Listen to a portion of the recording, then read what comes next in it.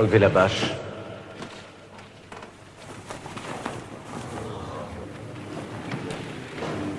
Il s'agit d'un dieu qu'ils appellent le serpent à plumes.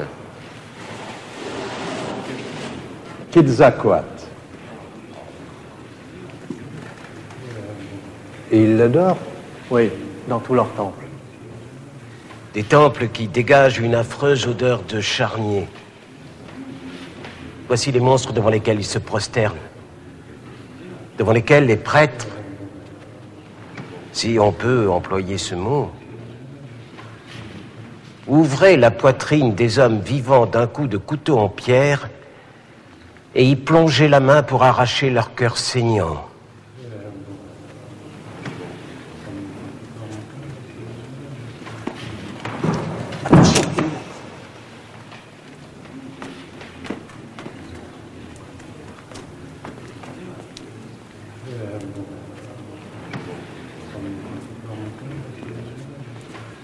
En effet, très laid. C'est affreux. C'est réellement repoussant. Comment comparer cette pierre au chef-d'œuvre des Italiens ou de Berruguete?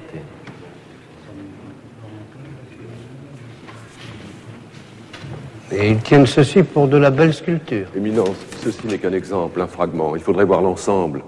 Ils font aussi des fresques, des tissus, des figurines en terre cuite. Ils façonnent des pierres dures. On ne peut pas comparer ce qui ne se compare pas. Ils ont de véritables artistes, avec des plumes d'oiseaux, oui, par exemple. Nous allons nous arrêter aux plumes, frère Bartholomé. Vous êtes très échauffé, vous avez besoin de quelques repos. Moi-même, il me faut réfléchir. Nous reprendrons la dispute demain matin.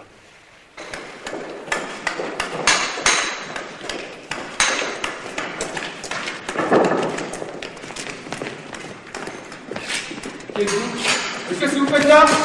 Qu'est-ce que vous faites là? Arrêtez-vous! Arrêtez-vous! Arrêtez! Arrêtez! Et que faites-vous dans ce monastère? Nous venons des terres nouvelles du Mexique, nous vivons là-bas. Nous avons entendu parler de ce débat, de cette rencontre. Vous avez des fermes là-bas? Vous les exploitez? Oui, Éminence. Des mines aussi? Oui, quelques mines. Vous en arrivez directement? Nous avons débarqué il y a 3 jours. Venez me voir après compli. Mais qu'est-ce que ça fait là, ça? Qu'est-ce que c'est? Ce n'est rien, c'est à moi. Ne vous occupez pas de ça.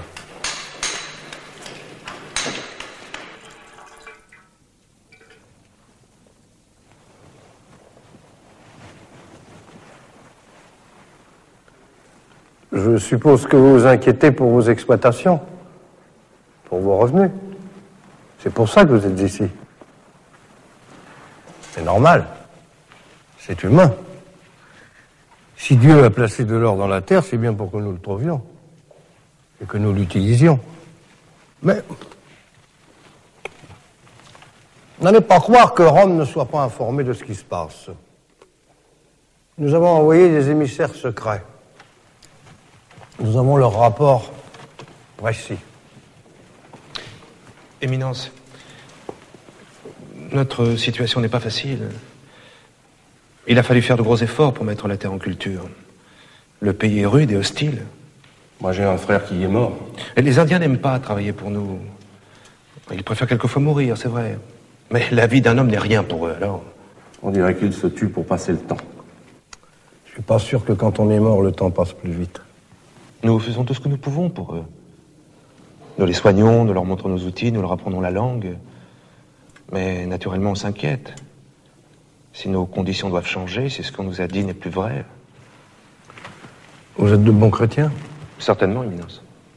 Vous vous confessez, vous recevez la communion? Chaque semaine, Éminence. Nous aurons bientôt un évêque dans notre province. Alors faites confiance à l'Église. Elle est notre mère à tous. Elle ne fait rien à la légère et quoi qu'elle décide, elle a raison, elle a toujours raison. Par conséquent, vous devez montrer votre obéissance. Retirez-vous. Demain, si vous le désirez, vous pourrez assister à la controverse. N'est-ce pas un peu imprudent? Dieu parle par toutes les voies. Voulez-vous autre chose? Non, c'est très bien. Bonne nuit. Dormez en paix, Éminence.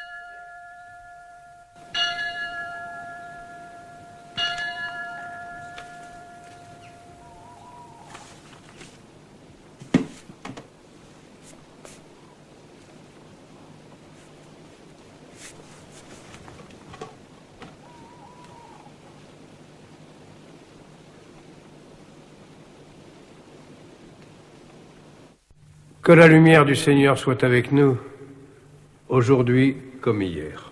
Amen.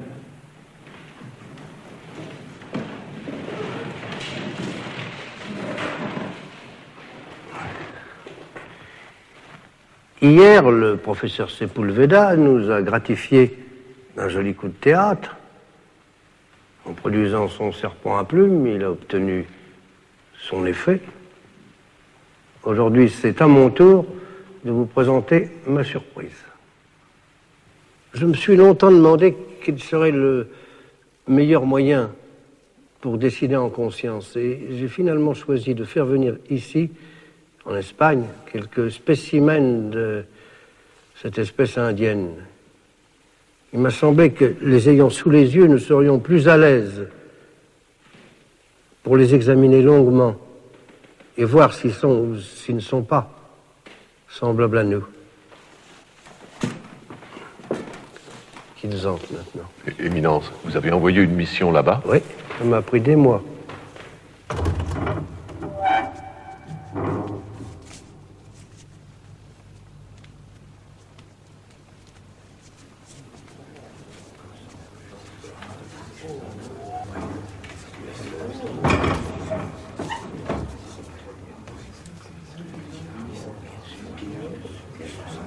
Apparemment, nous avons ici un homme seul qui est en Espagne d'ailleurs depuis quelque temps. Il s'agit d'une espèce d'acrobate, je crois.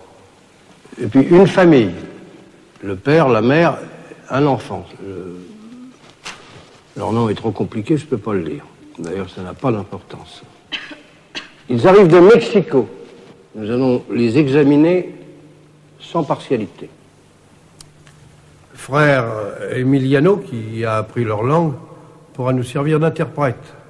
Pour éviter de perdre du temps, j'ai demandé un rapport à des médecins sur leur constitution physique qui est en tout point semblable à la nôtre, à une différence près. Les hommes n'ont pas de barbe et presque pas de poils sur le corps. Est-ce que cela nous donne une indication? Je me le suis demandé, mais j'ai rien trouvé dans les Écritures qui disent qu'un homme créé par Dieu à son image doit nécessairement posséder